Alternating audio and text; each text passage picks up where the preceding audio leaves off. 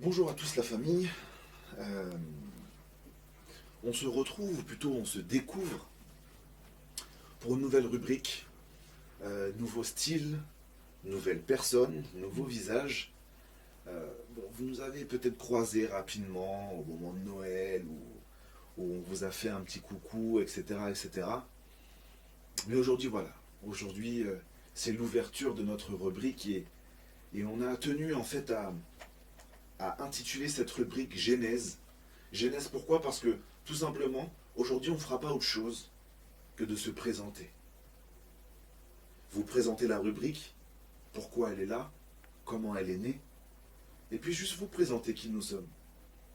Et puis vous verrez que dans les prochaines vidéos, on parlera de choses pas forcément plus sérieuses, mais on parlera de sujets, de thèmes qui pourront vous intéresser ou que vous allez découvrir.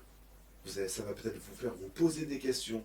En tout cas, l'idée en fait de ce, cette rubrique, c'est le, c'est vraiment le prendre à la cool, quoi. C'est une manière pour nous en fait de vous inviter dans notre quotidien. C'est une manière pour moi de, c'est une manière pour moi de, même si je ne te connais pas, de pouvoir vraiment te dire, voilà, bienvenue chez toi en fait. Tu vois, j'aurais voulu t'inviter à la maison. J'aurais voulu qu'il y ait des temps sympathiques. Ça peut pas se faire, on se connaît peut-être pas, mais qui que tu sois, si tu me regardes, c'est que Jésus-Christ a décidé que tu étais mon frère. Tu vois? C'est peut-être loin, très loin. C'est peut-être même très loin du Christ en fait. Tu sais peut-être même pas qui c'est. Ou tu en as peut-être entendu parler. Qu'importe. Si tu me regardes et que je te regarde et qu'on te regarde, c'est parce qu'on te considère comme notre frère. Alors voilà, la rubrique va s'appeler, tu peux l'appeler comme tu veux en fait. Antenne libre, radio libre, libre temps, tu peux l'appeler comme tu veux. Mais j'espère que tu seras au rendez-vous. Et cette rubrique, elle est née de quoi? D'abord, je pense de la volonté de Dieu. Et tu vas le comprendre quand tu vas vraiment voilà, entendre comment les choses se sont passées. Donc, je m'appelle Romuald. Et ma sœur Ingrid, que j'ai découvert effectivement grâce à ce site de l'OIM, j'ai décidé de lui apporter de lui proposer en fait mon humble contribution avec le peu de savoir technique que j'ai en ce qui concerne le son en fait. Mais voilà, pour moi c'était tout en fait. Et effectivement, un jour on discute, et on discute, et puis elle finit par me dire, Romuald, tu vois, ça fait un petit moment que je t'entends, je vois ta façon de penser, etc.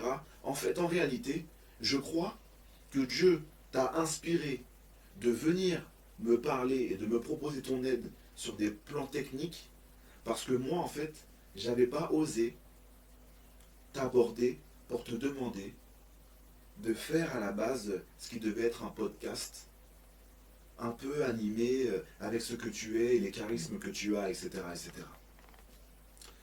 Alors à la base, il ne s'agit que de moi, on parle que de moi. Euh, et je dis, bon écoute, Sista, moi, ça me dérange pas tout ça. Et puis, quand je prie sur ça, je sens que je ne peux pas faire ça seul, qu'il va me manquer un truc. Un joli truc. Et je sens vraiment que j'ai besoin de faire ça avec mon épouse. Tu vois. Et en même temps, j'en parle à Ingrid. Et Ingrid me dit, mais franchement, frère, moi, c'est comme ça que je voyais le truc. Et puis, elle m'explique, voilà, que elle veut que ce soit vraiment une libre antenne, un truc à la cool, où on parle de sujets, peut-être qu'on va pas forcément parler soit dans l'église, soit dans les, on va dire, dans les milieux bien pensants, n'est-ce pas? Des questions qu'on va pas oser se poser, ou alors où on va jamais trouver de réponse, on va dire, de la part de personnes qui ont des galères aussi, en fait. Parce qu'on est là, on est en train de discuter avec toi. Mais en réalité, clairement, sache qu'on ne vaut pas mieux que toi. On ne vaut pas mieux que toi. Et c'est pas pour ça qu'on fait des vidéos. On fait des vidéos parce qu'en fait, on espère que ce qu'on a vécu avec Jésus puisse t'aider. On espère peut-être que simplement le fait de nous voir te sourire, ça peut t'aider. Juste le fait qu'on te regarde, que ça puisse t'aider. Qu'importe. On est là quelque part plus à ton service que pour te montrer en fait notre supériorité spirituelle. C'est tellement on a vécu des trucs avec Jésus, etc., etc. On est là pour te dire que c'est possible. Et l'émission, je pensais là pour qu'on puisse aborder des sujets, mais de manière complètement décomplexée. Ça peut être n'importe quoi. Peut-être même que dans les commentaires, tu vas nous donner un sujet. Tu vas te poser une question et on essaiera d'y répondre. On essaiera d'y répondre. Promis. C'est pas sûr qu'on y réponde, mais on essaiera d'y répondre. Tu vois? Donc, voici dans quoi tu t'es embarqué. Et j'espère qu'on te reverra souvent. Maintenant, si tu veux, euh, on va simplement te dire qui on est, d'où on vient, rapidement, ce que le Seigneur fait en nous, à travers nous, et pourquoi en fait. Pourquoi on prend le temps. Parce que, bon, peut-être que ça se voit. Tu vois ici, il n'y a pas d'artifice, il n'y a pas de make-up, il n'y a pas tout ça là, tu vois. Donc, à l'heure où on fait la vidéo, on est claqué, on est fatigué, on a passé des grosses journées, on a 3 enfants, bientôt 4. Donc inutile de te dire qu'on a quoi faire dans la journée. Donc qu'est-ce qui fait que, malgré qu'on ait de quoi faire dans la journée, malgré qu'on a des enfants qui courent partout, qu'il faut toujours surveiller, compter 1, 2, 3, 1, 2, 3, 1, 2, 3, dans tout ce que tu fais, qu'il faut faire à manger pour 5, qu'il faut donner le bain, bref, une vie de famille, bien chargée. Qu'est-ce qui fait que malgré tout, on soit assis là pour pouvoir te parler de quelqu'un qui d'aucuns diraient qu'il n'existe pas? Et bien c'est ce qu'on va essayer de faire dans le petit témoignage qu'on va te donner rapidement. Ok? Je vais laisser celle qui n'a pas encore parlé commencer. Et puis, eh bien, bienvenue mon frère. Bienvenue ma soeur. Il faut que je raconte ma vie, c'est ça? Oui, raconte, tu fais ça bien de toute façon, on a confiance en toi. Aujourd'hui, je suis un peu fatiguée, alors je vais essayer de faire ça bien. Je m'appelle Ami, j'ai 35 ans, je suis née en Guyane, dans une famille catholique. Mon papa est diacre, donc voilà, j'ai fait le caté, tous mes sacrements. J'étais à la messe tous les dimanches, tous les temps forts de l'église, j'étais là. Voilà, c'est vraiment une vie religieuse, quoi. Mais par contre, Jésus n'était pas vivant. C'était des histoires. On priait Jésus pour avoir des choses, quoi. Et on faisait des chapelets, c'était mécanique. On n'avait pas une relation avec le Seigneur. Et je me souviens que voilà, mon papa, comme il est diacre, donc du coup, il fallait être réglo, il fallait faire les choses bien, il fallait sauver l'honneur.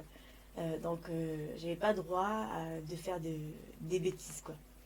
Et tout ce que je rêvais en tant qu'ado, c'était de partir de la Guyane, venir en métropole et, et chercher l'homme de ma vie, quoi. Aller en boîte, parce qu'en Guyane, j'étais quand même surveillée, je pouvais pas aller danser. Et donc, j'arrive ici, en métropole, il y avait un prince charmant qui m'attendait patiemment. Et donc je fais sa rencontre. On est sortis ensemble et j'appelle ma mère parce qu'à cette époque-là, je suis venue en métropole, mais mes parents, eux, sont partis aux États-Unis. Donc j'appelle ma mère pour lui dire, voilà maman, j'ai trouvé l'homme de ma vie, je vais aller habiter avec lui.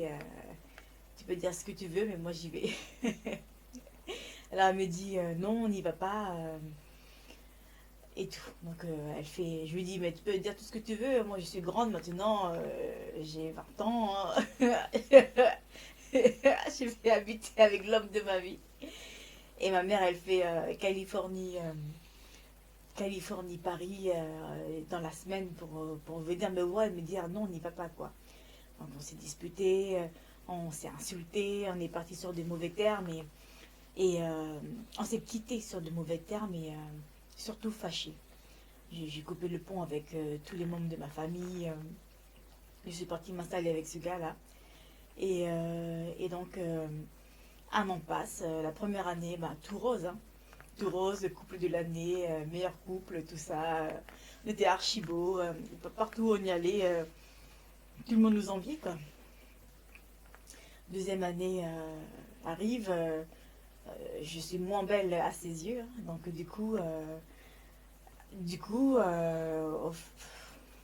il me faisait tout faire, quoi.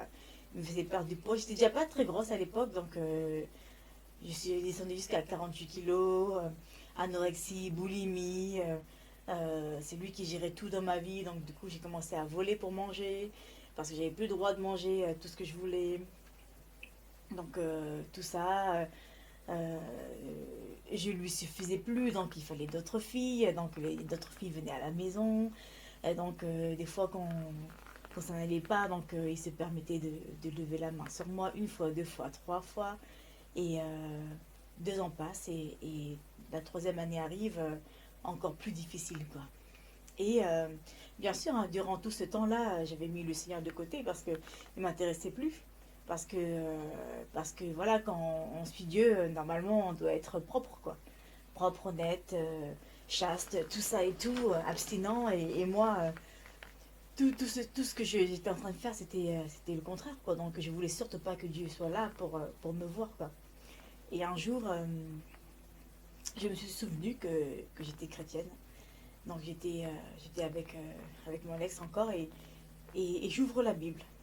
Et je tombe sur le passage dans l'Ancien Testament des 10 commandements et je commence à lire. Donc voilà, tu aimeras ton Dieu, tu honoreras tes parents. J'ai dit mince, merde, mes parents, tout ça et tout. Voilà, tu vas pas envier ton voisin.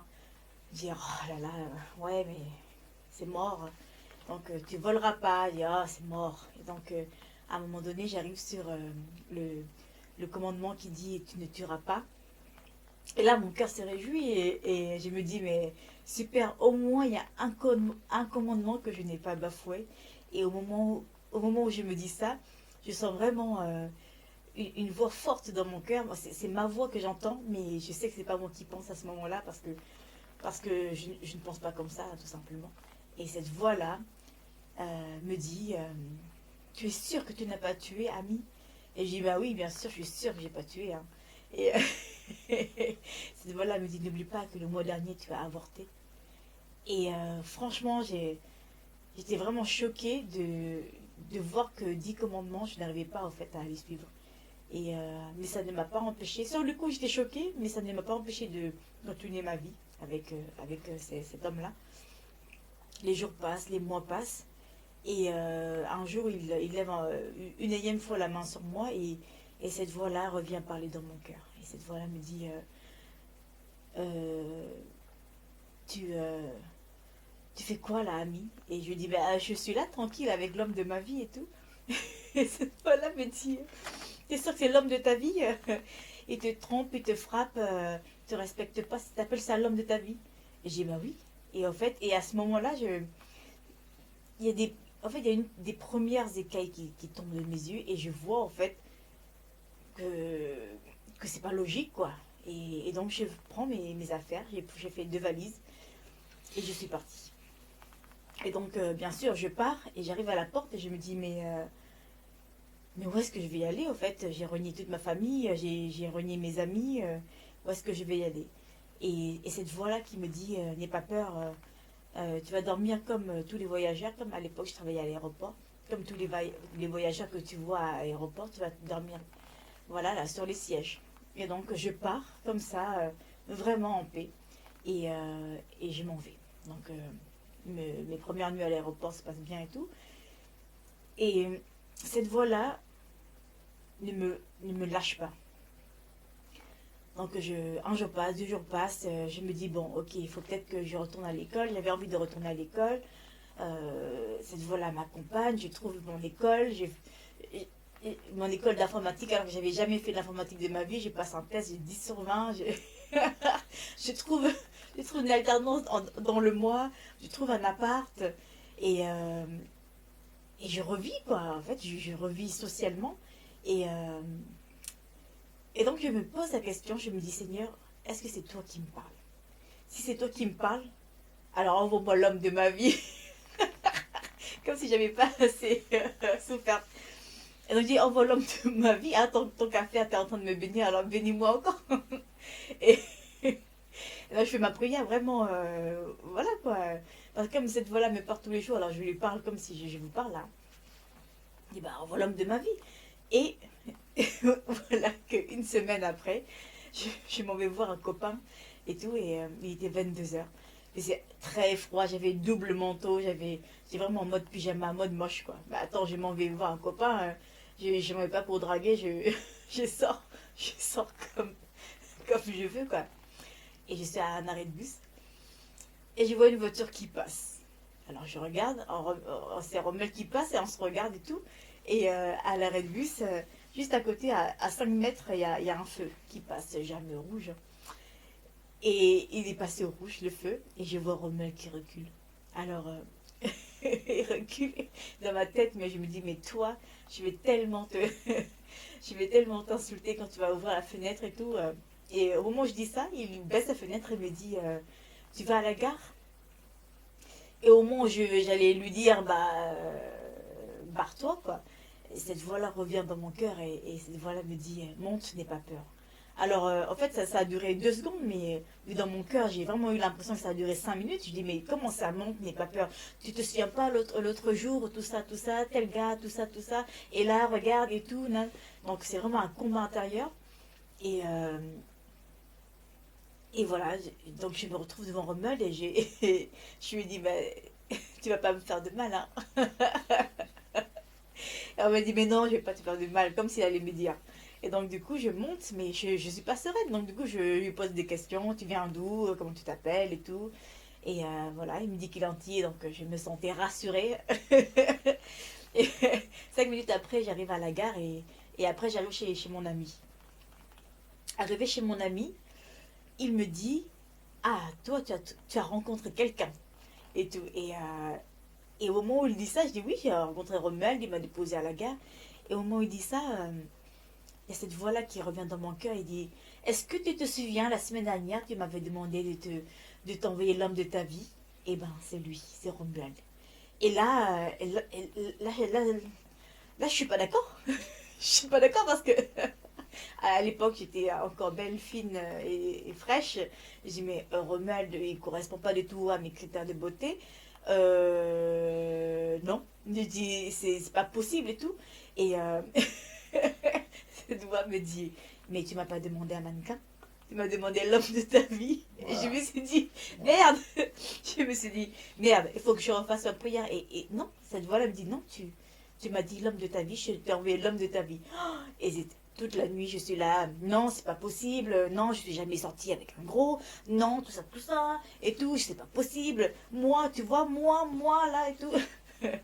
Et donc, je lui ai dit, bon, si c'est vraiment Romuald l'homme de ma vie, envoie-moi un dernier signe. Alors, on était vendredi et mardi, Romuald m'appelle et il me dit oui. Première chose qu'il me dit, hein, bon, bonjour, comment ça va et tout, mais première chose, tu sais, ami, si je sors avec une belle fille, c'est bien. Si je sors avec une belle fille et qui est à la foi, même si elle est musulmane, c'est bien. Mais si je sors avec une belle fille et qu'elle est catholique, j'ai tout gagné. Est-ce que tu es catholique? Et quand il m'a dit ça, cette voix-là qui crie dans mon cœur, est-ce qu'il n'est pas assez grand le signe pour toi? Et là, j'ai dit, bah, je capitule. Je capitule, mais je bombarde comme Rommel de questions. Donc, il me dit qu'il est en BTS. Et je fais un calcul rapide dans ma tête. Je dis, mais tu es en BTS, t'as 20 ans? Il me dit, oui. Et toi, t'as quel âge? Je dis, bah, je vais bientôt avoir 25 ans, quoi. Et là, je dis, mais c'est pas possible, Seigneur. Je ne peux pas avoir un gamin et un gros dans ma vie à gérer et tout. Et donc, je dis, si vraiment Romuald est l'homme de ma vie, eh ben, il a intérêt à faire tout ce que je dis parce que je suis plus vieille que lui. Et voilà, ça va se passer comme ça pendant 3 ans. 3 ans où je vais castrer Romuald. je vais lui dire quoi faire, comment faire, avec qui, et tout ça et tout, parce que voilà, c'est moi la plus âgée, c'est moi la plus expérimentée, c'est moi celle qui a plus souffert, tout ça, et tout. Et, euh, et en fait, on va pas être heureux du tout. On va, bien sûr qu'on aura des moments heureux, mais dans le fond, on n'était pas heureux du tout, quoi. Je m'arrête là ou je continue encore? Ah mais c'est parti, frère. Point où on en est. Et donc, ben, voilà, 3 ans passent et Romuald me trompe, je le trompe pour me venger et tout. Et je sens que, que ça va pas, quoi. Et, et que, et donc, du coup, je dis, mais c'est pas possible. À chaque fois que je veux quitter Romuald, cette voix-là revient dans mon cœur, me dit, c'est comme ça que tu traites l'homme de ta vie, et c'est comme ça que tu gères ta relation avec l'homme de ta vie. C'est l'homme de ta vie, tu vois. Et là, je suis là, mais j'en veux pas de Romuald, tu vois, mais je peux pas le quitter parce que je sens vraiment dans mon cœur que c'était l'homme de ma vie. Et un jour, on a tout dans notre vie, on habite ensemble, j'ai un travail qui paye bien, euh, j'ai vraiment tout dans ma vie. Je suis belle, tout ça. Et tout. Et j'ai dit à Romuald, voilà, j'ai tout ça dans ma vie, mais je suis pas heureuse. Pourquoi? Il dit, mais moi, j'en sais rien, moi. Et tout.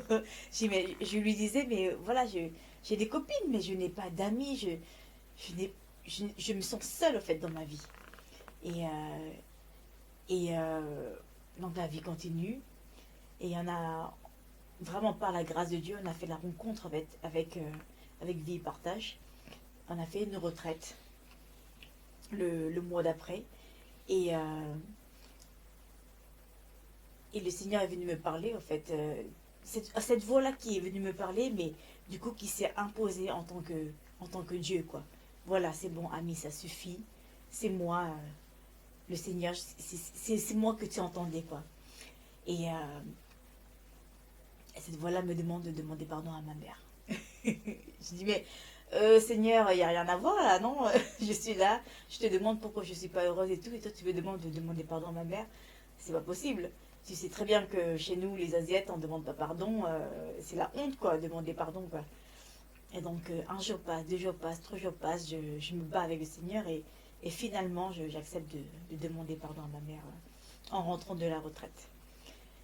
Et entre-temps, aussi, est né dans mon cœur, en fait, un amour pour le Seigneur, quoi. Et un amour de faire les choses dans l'ordre, de faire les choses bien. Donc, on sort de la retraite et avec Ronald, on s'est regardé et en fait, on savait très bien que les choses allaient changer, quoi. Que je lui ai même dit, je lui ai même dit, tu sais, baby, il faut qu'on rediscerne pour voir si on est vraiment fait l'un pour l'autre parce que, tu vois, là, si le Seigneur me demande, je suis prête à devenir religieuse parce que je l'aime trop, quoi. Et donc, du coup, bien sûr, on a discerné, on est parti à Medjugorje, on a discerné avec des signes clairs et tout qu'on était appelé pour le mariage. Et franchement, Romuald, je l'ai redécouvert, mais dans les moindres détails, il était l'homme que j'ai toujours attendu, mais depuis toujours. Parce que voilà, pour une anecdote, hein, quand j'étais jeune et que je pesais 40 kilos, euh, mais tous mes ex n'arrivaient pas à me porter, quoi, bah, comme une princesse. Et Romuald, il me portait comme une princesse, quoi. Et il me portait, je pouvais me coucher sur lui pendant 2 heures et je l'écrasais pas. Mais c'est vraiment un petit détail, mais je me souviens que quand j'étais plus jeune, je me disais, mais mince, c'est vraiment l'homme de ma vie qui pourra me porter comme une princesse, quoi. Et ça va jusque-là, quoi. Dans la confirmation que c'est l'homme de ma vie, ça va jusque-là dans mon passé, quoi. Et j'ai béni vraiment le Seigneur voilà, de ne pas avoir rejeté, au fait, sa créature pour moi, quoi. Et qu'est-ce que je voulais dire d'autre? Et voilà. Et du coup, on discerne pour le mariage. On discerne pour le mariage et bien sûr, j'apprends sur le tas que la femme doit être soumise à l'homme. Hein. Et je dis, mais c'est pas possible. C'est pas possible. Non, je ne veux pas être soumise à Romuald du tout. Et là, le combat recommence, quoi. Et, mais comme j'aime beaucoup le Seigneur, alors je lui dis, ok Seigneur, j'accepte. On a 6 mois de fiançailles là, avant le mariage. J'accepte que tu m'éduques, quoi. Et là, vraiment, ah ouais, il y va de toutes ses forces, quoi. Enseignement sur la soumission, mon témoin qui me parlait de la soumission, et il y avait un prêtre aussi qui faisait des homélies sur la soumission, et vraiment, ça m'a guéri.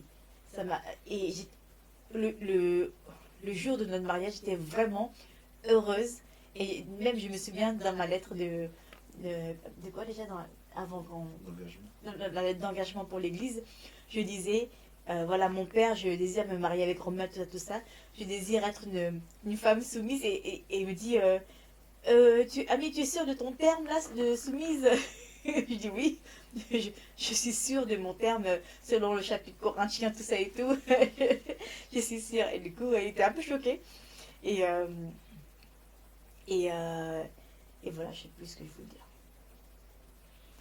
Et voilà, et en fait, du coup, pendant ces 6 mois de, de fiançailles, j'ai vu au fait que Romuald était devenu un homme, quoi, en 6 mois, juste parce que je lui ai laissé sa place d'homme, quoi.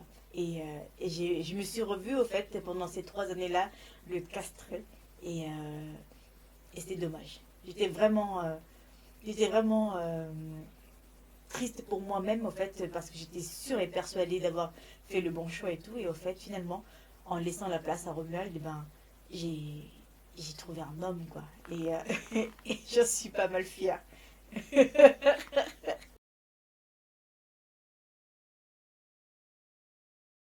Ok. Et ben pour ma part, donc bon, vous l'aurez compris, Romuald, enchanté, euh, j'ai 31 ans. Oui. J'ai 31 ans, les gars. J'ai 31 ans. Je crois que j'ai arrêté de compter à peu près à 25 justement. J'ai 31 ans. Euh, on a, comme je vous le disais tout à l'heure, papa de bientôt 4 enfants et un petit cinquième qui est déjà au ciel. Et, euh, et voilà, si je devais un peu te dépeindre ma vie en étant rapide, euh, je dirais que en fait, j'ai la chance de pouvoir vivre avec mes 2 parents qui m'aimaient et qui ont fait tout ce qu'ils pouvaient pour me donner en fait tout ce qu'ils avaient ou tout ce qu'ils pensaient être bon pour qu'un enfant soit heureux. Et, mais ce que je n'avais pas dans le foyer, euh, malgré qu'on allait à la messe tous les dimanches, malgré que on me forçait à suivre l'instruction catholique, ce que je n'avais pas dans le foyer, c'était un témoignage euh, d'un papa ou d'une maman, ou d'un papa et d'une maman qui priait Jésus-Christ pour que l'ambiance de la maison en soit transformée. Donc si tu veux, quand tu fais les choses un peu comme ça par tradition, eh ben, tout est très superficiel. Donc tu as une conscience plus ou moins de Dieu, mais elle est lointaine. Tu vois. Donc, rapidement, les sirènes du monde en fait vont prendre le dessus sur ma vie. Et à l'âge de 13 ans, je vais avoir ma première relation sexuelle. C'est déjà tôt en soi, donc je trouve que c'est un bel exploit, tu vois. Et en plus de ça, c'était avec une amie de ma sœur, donc la chou avait 5 ans plus que moi. Donc si tu veux, j'étais obligé, moi, de dire ça à la terre entière, en fait. La terre entière correspond à mon collège à l'époque. Et donc, vas-y, je vais dire ça à tous les gars du collège. Ouais, moi, les gars, je suis devenu quelqu'un, attention, tu marches différemment. Comme si maintenant tu connaissais la vie, en fait. Tu vois, comme si tu connaissais la vie. Les gars sont scotchés, moi, mais comment t'as fait, etc. Nous, on veut des preuves, patati patata. Bon, en fait, j'ai fourni des preuves, malheureusement. Et si tu veux, avec le recul, je me dis qu'à ce moment-là, la blessure que j'ai eue en fait dans mon cœur et dans mon âme, ça a été de me dire, je ne peux exister que, en fait, par le regard des autres. J'avais besoin qu'on m'adule, en fait. Vraiment. Tu sais, j'avais pas seulement besoin que tu t'intéresses à moi. J'avais besoin que tu dises que j'étais le meilleur. Que j'étais ci, que j'étais ça. Ouais, Romuald, c'est le plus beau. Alors, c'est pas vrai. Mais Romuald, c'est le plus beau. Ah, Romuald, il est extraordinaire. Romuald, il fallait que mon nom soit dans ta bouche. Tu vois. Pour que, soi-disant, je me sente bien. Tu vois. Et je vais grandir comme ça. Et je vais abîmer un paquet de filles. Non pas parce que je suis coureur de jupons, mais parce que comme ça a l'air de fonctionner, tu vois. Ça a l'air d'être un truc qui maintenant, on dirait, à l'époque il n'y avait pas ce terme-là, mais maintenant on dirait ça fait le buzz, tu vois. Je peux rapidement faire le buzz juste en couchant avec des filles, et puis bon, après, vas-y, tu plantes des filles, donc vas-y, tu gères plusieurs filles à la fois, etc. Carrément, au moment où on venait me voir, je sais pas si vous vous souvenez du film Hitch, tu vois, mais on venait me voir pour que je donne des conseils aux gars pour qu'ils puissent attraper telle fille, et le pire, les gars, c'est que ça fonctionnait. Des fois, je me retrouvais à être au téléphone avec un pote pour lui dire, ouais, vas-y, tu lui dis ça, ouais, maintenant tu lui dis ça, etc., etc. C'était incroyable. C'était vraiment incroyable. Mais ça marchait. Donc j'étais heureux pour moi. Tout le monde parlait de moi, j'étais heureux. Et donc je continue mon instruction catholique malgré tout, tu vois. Et j'arrive à un âge où on me dit, voilà, Romuald, est-ce que tu veux bien devenir animateur à l'aumônerie, etc., etc. Alors bien sûr, je dis non, parce que j'ai pas que ça à faire, tu vois. Beaucoup d'autres filles à gérer, etc., etc. Et en même temps, tu sais, t'as une parole dans la Bible qui dit en fait que la parole de Dieu, en fait, ne revient pas en fait au Seigneur sans avoir fait ce pourquoi elle a été prononcée, en fait. Tu vois. Et je crois que vraiment, malgré tout, quand tu suis l'enseignement, l'instruction catholique comme ça, etc., il y a forcément des choses qui travaillent. Et une des choses qui, je me souviens, une première prise de conscience que j'ai eue de Dieu, même si c'était un raccourci très rapide, c'était de me dire que j'avais deux amis à l'époque, et les deux vont avoir un destin un peu tragique. L'un va arriver à l'hôpital pour coups et blessures, l'autre va prendre de la prison ferme pour coups et blessures, non, pour violence aggravée. Enfin bon, tu vois le genre, quoi, tu vois. Et du coup, si tu veux, le jour où j'ai appris ça, c'est un jour où j'étais à l'aumônerie, tu vois. Et je me suis dit, ça se trouve, si j'étais pas à l'aumônerie, je serais avec ces gars-là et j'aurais été dans l'une ou l'autre des situations. Tu vois ce que je veux dire? Et donc, c'est un signe pour moi qui me dit que, mine de rien, Dieu veille. Donc je me dis, peut-être je vais devenir animateur, si ça peut me faire dire aux petits frères que voilà, quand même, les gars, Dieu c'est important, ça peut nous sortir de ce genre de galère, etc., etc. Parce qu'au fond, je suis pas un mauvais gars, en fait. Au fond, je suis pas un mauvais gars. Je suis plutôt gentil, d'ailleurs. Et si tu veux, tu peux gentiment aller en enfer. C'est une réalité. Tu peux aller en enfer en sifflotant. Tu vois, pas parce que tu n'as mal fait, etc., etc., mais parce que, en fait, tu n'as pas conscience que ton âme a été conçue, prévue pour quelque chose, et que c'est pas ça que tu es en train de faire. Et que tous les choix que tu fais te portent à aller vers les endroits où les gens ont choisi de ne pas faire ce pourquoi ils ont été créés.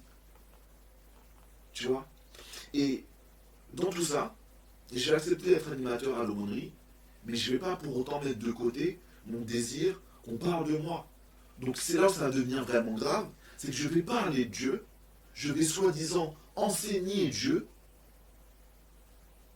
mais tout ça sous couvert qu'on dise, ouais, Romuald c'est vraiment le meilleur animateur, etc., etc. Tu vois? Du coup, vas-y, tu vas faire quoi? À la messe le dimanche, tu vas arriver, tu vas t'arranger pour être là avant tout le monde, pas parce que tu es vraiment pieux et que ton désir est de respecter Dieu. Non, juste parce qu'il faut que chacune des personnes qui rentrent dans l'église voit que Romuald est déjà là. Quel homme pieux. L'apparence de l'homme pieux. Et j'étais vraiment ce que le Seigneur aurait appelé un tombeau blanchi, en fait, à la chaux. Tu vois? Et encore, c'était même pas du pharisianisme, parce que les pharisiens, eux, au moins, ils connaissaient la loi. Je la connaissais même pas. Juste, j'étais un bon acteur. Mais du moment qu'on parlait de moi, c'est tout ce qui m'intéressait. Jusqu'au jour où la responsable de l'aumônerie va changer et que cette sœur-là est vraiment en Christ. Peut-être un mois après qu'elle arrive, alors que moi, mon empire est déjà installé dans l'aumônerie.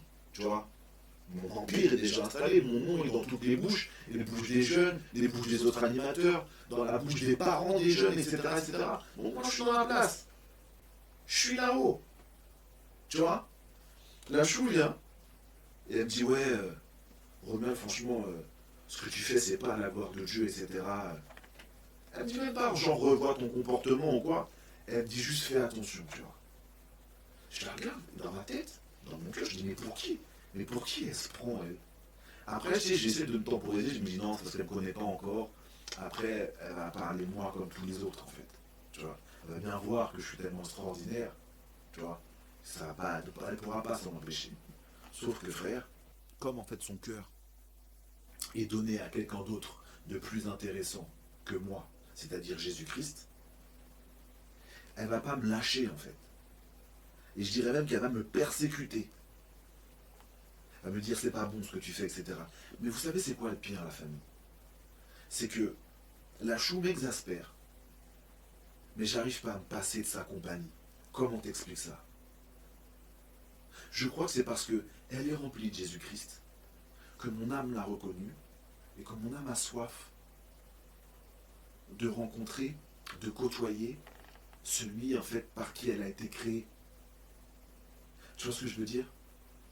Et je vais finir par me lier d'amitié avec cette sœur-là. Et puis je vais me rendre compte que finalement, je suis pas si heureux que ça. Tu vois, je suis pas si heureux que ça. Bref, elle va m'inviter à un groupe de prière. Et je vais y aller. Et je vais rencontrer des gens jeunes qui parlent d'un Dieu que je croyais connaître, mais que je ne connaissais pas. On saute. Je vais à ce groupe, j'y reviens. Je m'explique pas trop pourquoi, mais je sens que ça me fait du bien. J'arrive à une retraite où le Seigneur me dit, Romain, depuis l'âge de tes 13 ans, tous les jours, tu me cloues à la croix. Et pour être sûr que ce ne soit pas une affabulation de mon esprit, le Seigneur va permettre que je voie défiler tous mes péchés depuis l'âge de mes 13 ans. Va venir avec ça des convictions terribles de filles que j'ai détruites, qui sont devenues ce qu'elles n'auraient pas été si elles ne m'avaient pas rencontré, si je ne leur avais pas fait ce que je leur ai fait. Tu vois ce que je veux dire? Et quand tu vois tout ça, dans ton cœur, il y a un truc qui dit, là, tu mérites l'enfer. Tu le mérites. C'est juste qu'il en soit ainsi. C'est juste que je sois puni pour tout le mal que j'ai fait. Et là, tu te heurtes, en fait, à l'incroyable, l'indéfectible et l'immense miséricorde de Dieu. Et ça t'est insupportable. Ça m'était insupportable. Quand le Seigneur me pose cette question, Ronald, est-ce que tu veux, en fait, maintenant, marcher à ma suite? Je lui dis non, Seigneur. Je ne peux pas. Je ne peux pas. Et j'entends, va et ne pêche plus. Je dis non, Seigneur, je ne peux pas. Tiens, je ne peux pas. Et il me redit, va et ne pêche plus. Non, Seigneur. La troisième fois, il va me dire, va et ne pêche plus. Et je vais capituler, en fait, devant cet amour-là. Vraiment. Je vais dire, d'accord, Seigneur. Je ne sais pas où ça va me mener, mais c'est la moindre chose que je puisse faire pour toi. La moindre des choses. Et à cette époque, je suis déjà avec la nuit, comme elle vous le disait tout à l'heure. Et du coup, qu'est-ce qui va se passer? On va rentrer, et je vais lui dire, il y a des choses qui vont devoir changer. Elle me regarde et me dit, le premier cadeau que Dieu nous a fait, c'est c'est de convertir nos cœurs le même jour, au même moment, pendant cette même retraite. Qui fait qu'on va ressortir de cette retraite avec la même direction. Et cette même direction, cette notion de même direction, ne va pas nous quitter en fait. Fiançailles. c'est ensemble. On va se marier et rapidement, tu sais, frère, tu te maries, tu rencontres Jésus-Christ, Jésus-Christ change ton cœur. Mais c'est que le début, en fait. Tu vois? Et le piège, parce que le diable a toujours une sauce pour te perdre. Le piège, c'est quand tu commences à croire que t'es quelqu'un. Tac, t'as pigé. Ah ouais, punaise, Jésus-Christ, les gars. Bon, maintenant, je suis dans la barque, je suis sauvé. Erreur. Erreur. Tu es dans la barque pour ramer, mon pote. Pour être sauvé. Mais si tu arrêtes de ramer, le courant t'emporte, c'est fini. Tu vois ce que je veux dire? Et aujourd'hui, je vois le mariage comme étant cette barque. Ok? Qui nous emmène vers la vie éternelle. Vers notre Seigneur Jésus-Christ. Mais pour que ça fonctionne, je ne sais pas s'il y en a parmi vous qui ont déjà fait du kayak ou quoi, etc. Mais quand tu fais des kayaks à deux, s'il y en a qu'un qui bagaie, c'est compliqué. Tu ne tiendras pas la distance, c'est sûr. Voilà pourquoi en fait le Seigneur m'a fait cette aide précieuse-là. Pour que dans la barque dans laquelle nous nous sommes mis, il faut que l'un et l'autre, on puisse ramer ensemble pour arriver au bout. J'y arriverai pas sans elle. Elle n'y arrivera pas sans moi. Et dans toute cette vie-là, le Seigneur nous met à cœur des choses. Comme le fait que dans cette barque-là, on doit emmener du monde aussi. Notre mariage, c'est pas nous pour notre petite idylle merveilleuse de dire oh mon Dieu, c'est la femme de ma vie vraiment, celle que le Seigneur a faite pour moi, etc. Oui, ça l'est, et merci Seigneur, sois béni. Mais ce qu'on est, ce que le Seigneur veut faire de nous, l'un à travers l'autre, c'est pas l'un pour l'autre, pas que en fait. C'est aussi pour toi. C'est aussi pour celui que je vais croiser dans la rue. C'est aussi pour tous les petits frères et sœurs dont je m'occupe à l'aumônerie, etc. C'est aussi pour tout ce monde-là. C'est aussi pour l'Église. Mon Église que j'aime tant. C'est aussi pour elle que je me suis marié. Et que mon mariage est à son service. Donc voilà mon frère, ma sœur. Je ne serai pas beaucoup plus long.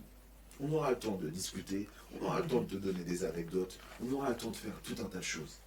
Mais aujourd'hui, on voulait juste que tu saches qui nous sommes. Et on reviendra te voir. On reviendra te parler de sujets. On ne sait pas encore quoi. Peut-être que tu auras, dans les prochains jours, une idée que tu pourras nous soumettre. Tu vois. Mais j'ai une question à te poser quand même. Est-ce que tu sais qui tu es? Que le Seigneur te bénisse, mon frère, ma sœur.